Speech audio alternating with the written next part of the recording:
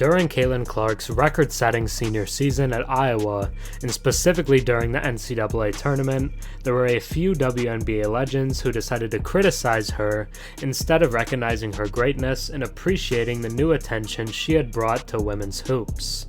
One of these players was Diana Taurasi, a longtime WNBA vet who was likely seen as the biggest critic.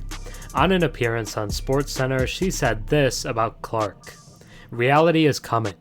You look superhuman playing against 18-year-olds, but you're going to come with some grown women that have been playing pro basketball for a long time."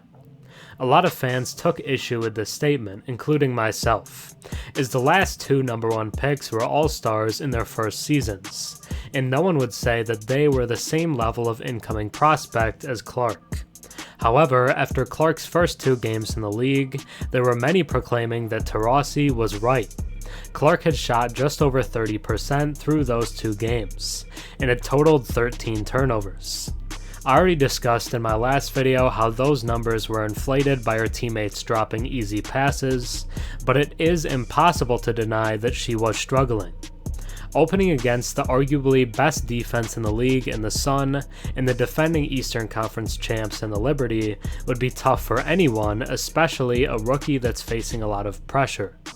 But on Saturday, we got some immediate karma, because Clark easily, and I mean very easily, outplayed Diana Taurasi. Again, facing a difficult team in the Liberty, Clark finished with 22 points, 8 assists, and 6 rebounds, while shooting 53% from the field and 40% from deep. It was her first true standout game in the pros, but despite her efforts, the rebuilding fever still came up short.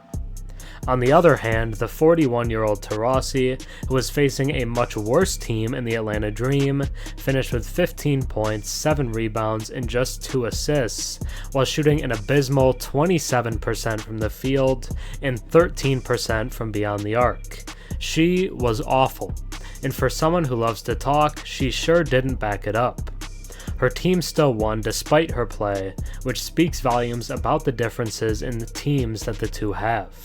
Clark managing 8 assists when her teammates can't even catch basic passes is beyond impressive. It looks like Clark's harsh reality may already be over, especially as the opponents get easier, while Taurasi's career may be fading away. After all the criticism from Taurasi that many rightfully saw as unjustified, Clark might be the better player after just 3 professional games. Now, let's take a deeper look. Before we get into a great Game 3 from CC, if you enjoy my content and watch a few videos of mine, think about subscribing. 96% of my viewers are actually not subscribed, so if you watched me before and enjoy the content, drop a sub and comment down below. It really helps the channel. Caitlin Clark quickly made history in the WNBA, achieving a remarkable feat in just 3 games.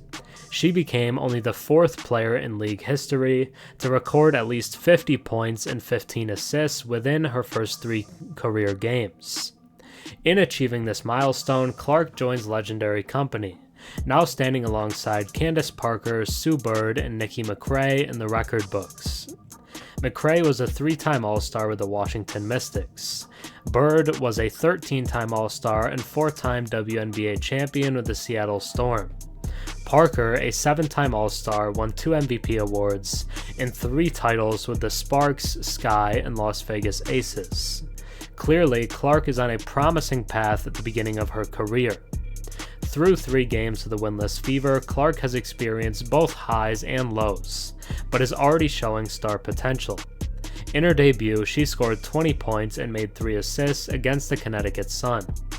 Her next game saw a dip, with just 9 points and 6 assists against the New York Liberty. However, she appeared to hit her stride in her 3rd game, again facing the Liberty, where she recorded 22 points and 8 assists. While Clark has performed well individually, the Indiana Fever have struggled as a team and have yet to secure a win. Growing pains were expected for this team. Indiana selected Clark #1 overall in the 2024 WNBA draft, marking the 2nd consecutive year that they held the top pick. Despite Clark's talent, turning the team's fortunes around overnight is a tall order, even for her.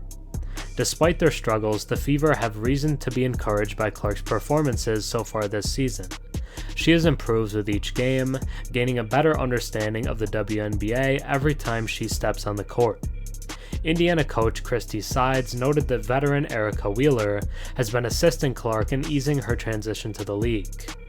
If Clark continues her strong performances, she will become the player everyone envisioned her to be.